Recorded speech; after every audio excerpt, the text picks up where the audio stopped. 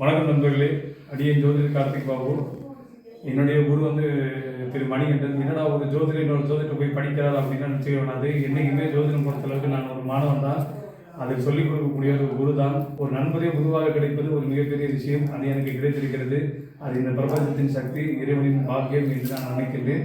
அதன்படியே போகிறது. கண்டிப்பாக இவர் எடுக்கின்ற கொண்டு ஜோதிட அறிவுகளையும் கருத்துக்களையும் தாங்கள் மென்மேலும் பெருகேற்றி வளமோடு வாழ அன்புடன் சங்கமம் ஜோதிட அறக்கட்டளை வரவேற்கிறது உங்களை. நன்றி. 8ஆம் ஊசிக்கு போய் ஒரு மொட்டை ஒட்டாச்சு அப்படின்னா அவன் கோயிலில் போய் 8ஆம் ஊசிக்கு போனான்னா தான் அவன் செய்தது பூர்த்தியாகும்.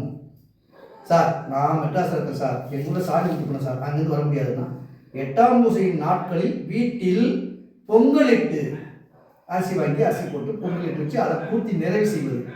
அவன் எது செஞ்சாலும் ஒரு நிறைவு செய்யணும். இல்லைங்களா இல்லைங்களா? ஒரு கோயில் வந்தால் 8ஆம் ஊசி வைக்கணும். அப்போ அந்த சங்கமத்துக்கு நிறைவாக என்ன செய்யணும்?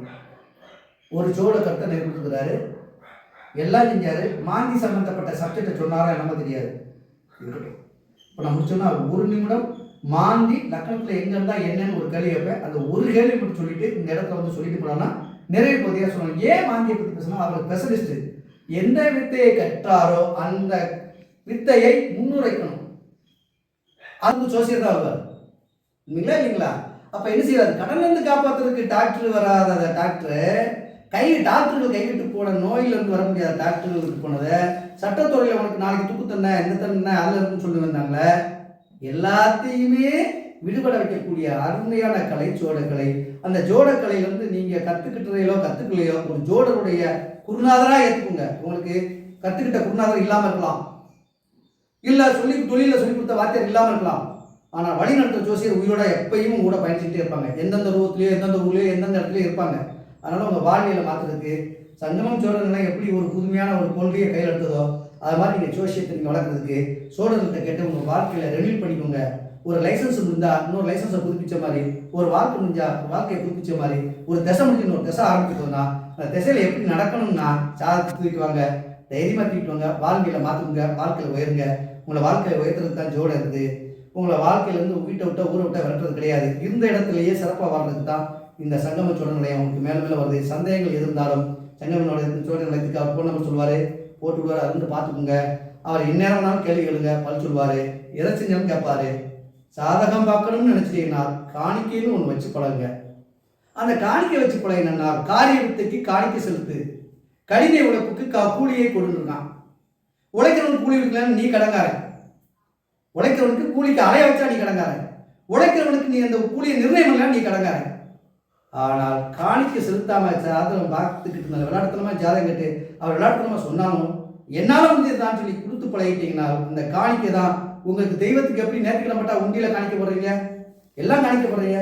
அப்ப ஜோடத்துக்குன்னு சொல்லக்கூடிய இந்த அமைப்புக்கு ஒரு ஜோடர்களை வளர்க்கிறதுக்காக அல்ல, ஜோடக்கலையை மதித்து உங்களோட தொழில் வளத்தை பெருக்கிறதுக்கு தான் காணிக்கைன்னு ஒன்று செய்த வித்தைகள் விஷயங்கள் உங்களுக்கு பெருகும்னு சொல்லிக்கிட்டு இந்த நிறைவான இந்த செய்தியை இந்த சங்கம அறக்கட்டளை மேலும் மேலும் செய்யணும்னு சொல்லிக்கிட்டு சொல்லி நல்ல முறையில் இங்கே இருந்து உங்களை வாழ்வாங்கு வாழ சொல்லி எல்லா உள்ள இறைவனை மனைவி கொண்டு எல்லா உள்ள தெய்வங்களையும் மனைவி கொண்டு மேலும் மேலும் சிறப்பித்து தர வழிகாட்ட ஜோட சங்கம் ரெடியாக இருக்குது. இந்த சங்கமா சோழ அறக்கட்டளை ரெடியாக இருக்குது. நீங்கள் பயன்படுத்திக்கோங்க. தெளிவான விஷயங்களை கேட்டுக்கோங்க. இன்னும் மீண்டும் ஒரு முறை ஞாபகத்து காணிக்கை இன்றி பார்க்குற எந்த நிகழ்வும் உங்களுக்கு சுகத்துவத்தை தருவதில்லை.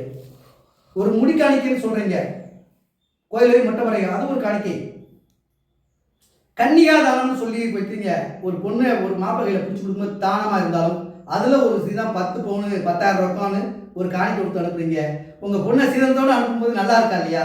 நீங்கள் ஜாதகத்தோடு கொடுக்கும்போது முதல்ல அந்த ஜாதகத்தில் வைக்கும் பொழுது வெத்தலை வாக்கு வைங்க, ஒரு பழம் வைங்க, முடிஞ்சதுக்கு 2 பழமாவது வைங்க, வெத்தலை வாக்கு 10 வைங்க. எதுவுமே இல்லையா, நான் வந்த நேரத்தில் பரப்பிட்டு வந்தையா பஸ் இருக்குன்னா சாதகத்தை கொடுக்கும்போது சாதகத்துக்கு மேலே பணத்தை வைத்து உங்களால் முடிஞ்ச காணிக்கையை வச்சு 5000 தான் இருக்குது.